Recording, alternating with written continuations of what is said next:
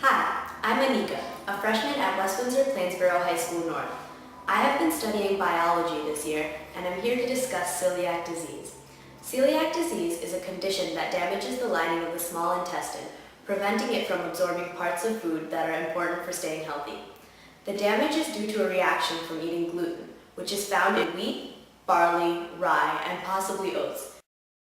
It is estimated that 1 in 133 Americans has celiac disease. However, the National Foundation for Celiac Awareness estimates that 95% of celiacs are underdiagnosed or misdiagnosed with other conditions. Carbohydrates, proteins, and fat make up the three major groups of dietary nutrients. Celiac disease can reduce absorption of all three of these nutrients, yet fat is most commonly and severely affected nutrient. Most of the gastrointestinal symptoms and signs of celiac disease are due to the inadequate absorption of fat, also known as fat malabsorption. Symptoms of fat malabsorption include diarrhea, flatulence, and bloating in the abdominal area. Signs and symptoms of malabsorption of lactose are also prominent in individuals with celiac disease who have underlying lactose intolerance, which is a genetically determined reduction in the activity of lactase. This underlying lactose intolerance results in similar symptoms such as abdominal pain. Celiac disease can be explained through two factors, the environmental factor and the internal factor. The major environmental factor, of course, is gluten ingestion.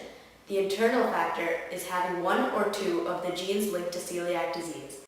These genes react with gluten, resulting in the abnormal immune response, which damages the small intestine's lining.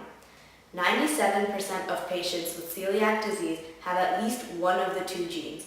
About 9 out of 10 patients carry the DQ2 gene, while fewer than 10% carry the DQ8 gene. It is possible that future scientists will find other genes linked to celiac disease. Advances in biotechnology have allowed tests to be created to determine whether or not one has either of the genes. Blood tests, as well as tests of saliva or cheek cells, can be used to determine whether the genes are present or not. Although these tests are available, having the gene does not guarantee the presence of celiac disease. Having the gene simply means you are at risk of developing the disease. Although this is the case, if you do not have the gene, your risk of developing celiacs is extremely low. Because celiac disease is hereditary, Americans are only screened if the disease runs in the family. About 12% of first-degree relatives of a celiac will be diagnosed. Yet, it is estimated for every person diagnosed with celiac disease, 30 celiacs are misdiagnosed with another condition. There is no current treatment for celiac disease other than eating a gluten-free diet. This can be extremely tedious as so many processed foods contain gluten. However, as celiac disease is unfortunately on the rise, more and more gluten-free options are becoming available in packaged foods as well as at restaurants.